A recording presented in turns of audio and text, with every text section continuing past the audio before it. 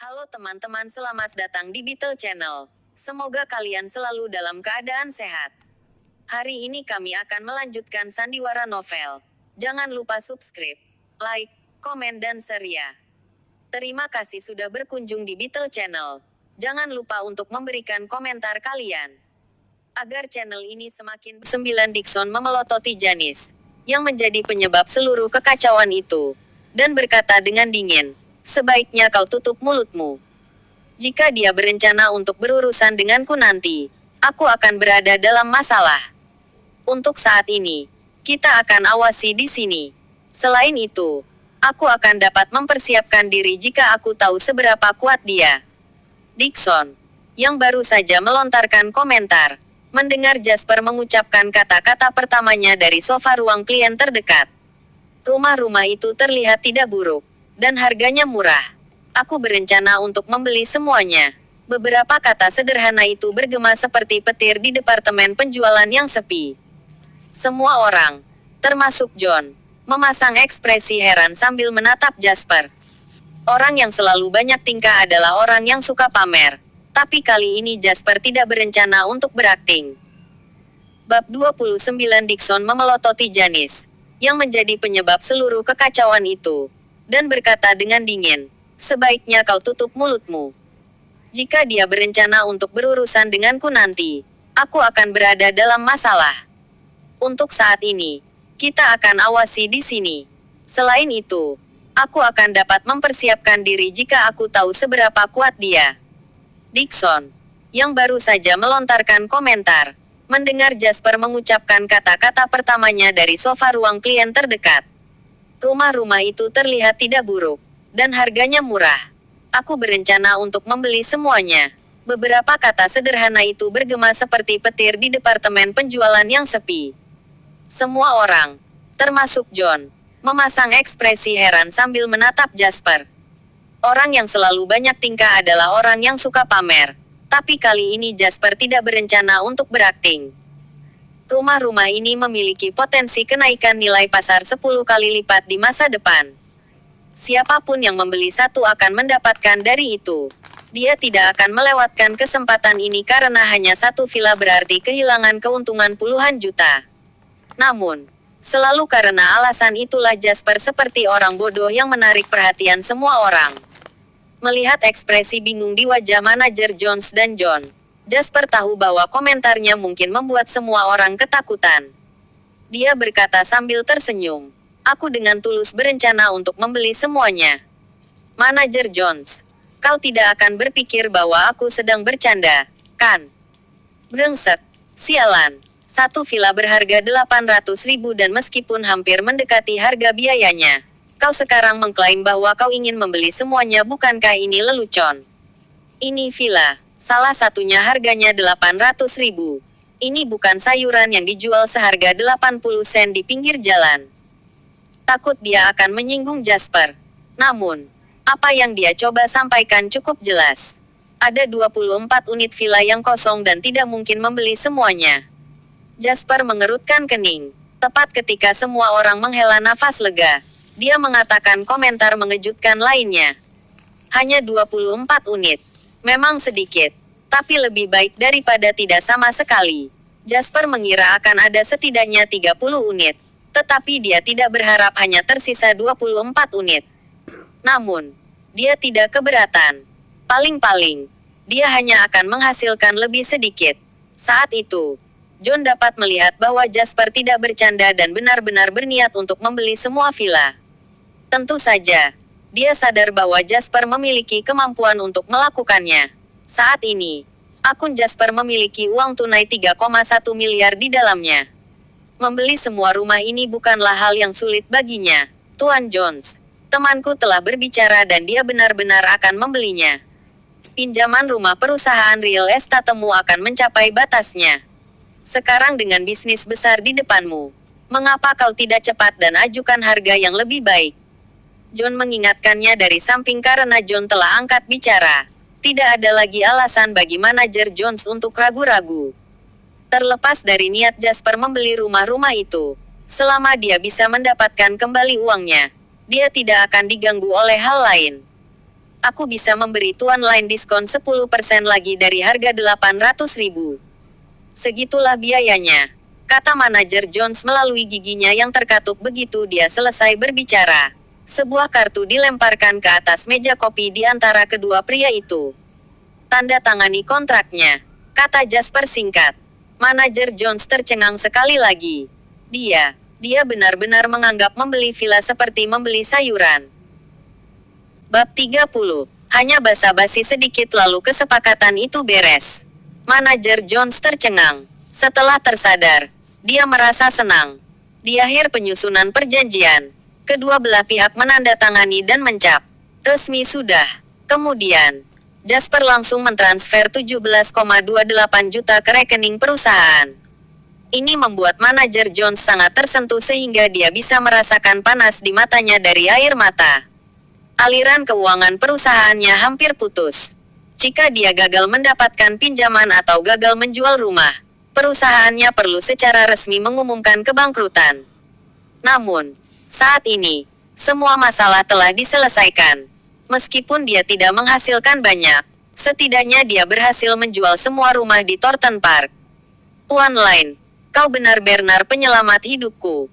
Tuan Jones menggenggam tangan Jasper dan berkata, merasa tergerak. Meskipun John, yang berdiri di samping, hanyalah seorang pengamat, dia juga iri. Dia memikirkan gaji tahunannya lebih dari $200.000. Meskipun jumlahnya jauh lebih besar dari gaji orang biasa, jika dibandingkan dengan uang Jasper, itu terlihat sangat sepele. Jasper merasa cukup senang ketika bisa mendapatkan penghasilan orang lain sekaligus dianggap sebagai penyelamat. Meskipun rumah-rumah ini memiliki potensi untuk meroketkan nilai pasarnya di masa depan, perusahaan real estate tidak akan mampu menahannya sampai saat itu tiba. Dalam sejarah, perusahaan mereka bangkrut setelah setengah tahun. Kali ini, Jasper dianggap telah menyelamatkan mereka.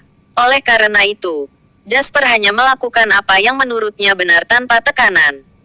Pada saat itu, Dixon dan Janice yang menyaksikan semuanya tercengang sampai-sampai mereka tidak bisa berbicara sepatah kata pun.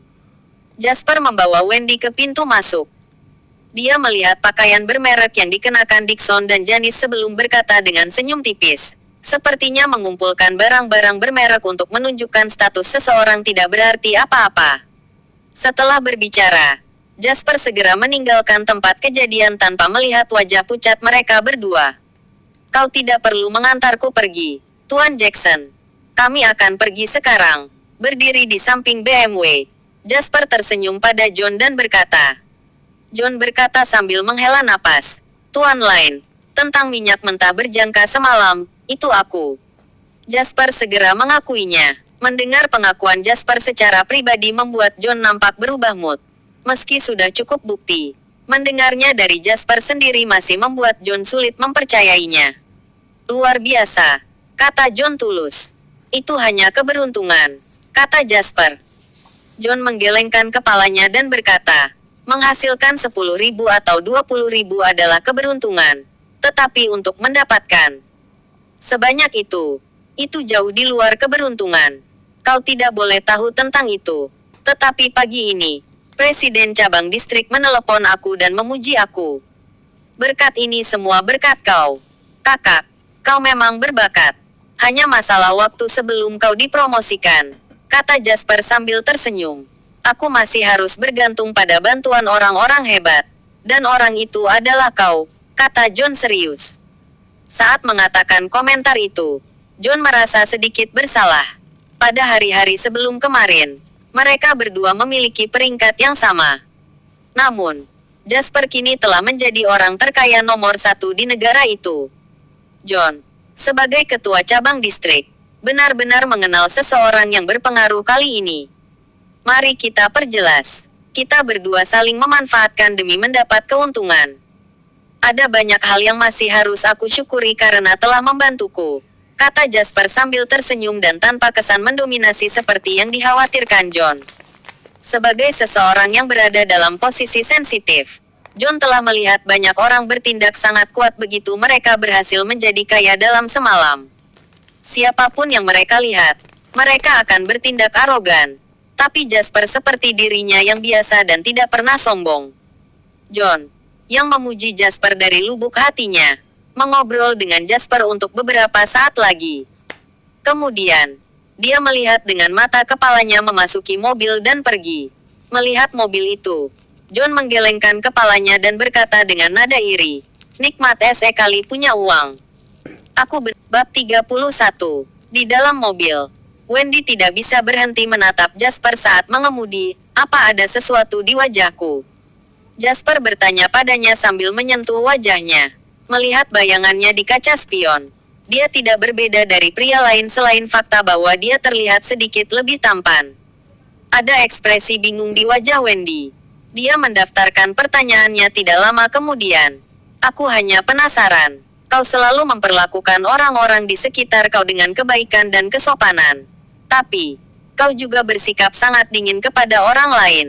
Bukannya meminta Tuan Jones untuk mengusir mereka, kau membiarkan mereka tetap berdiri di sana. Itu jauh lebih keras daripada mengusirnya." Dia tertawa. "Aku tidak terlalu memikirkannya. Bagi aku, mereka hanyalah pejalan kaki yang 8 tidak berarti dalam hidup aku. Jika bukan karena fakta bahwa mereka berbicara kepada kau dengan cara yang menghina, aku bahkan tidak akan peduli dengan mereka." Jasper berkata tanpa basa-basi. Sebagai orang yang telah menjalani 2 kehidupan, bagaimana mungkin dia tidak memahami pentingnya tetap rendah hati? Kemudian John, "Aku pikir dia orang yang cukup baik.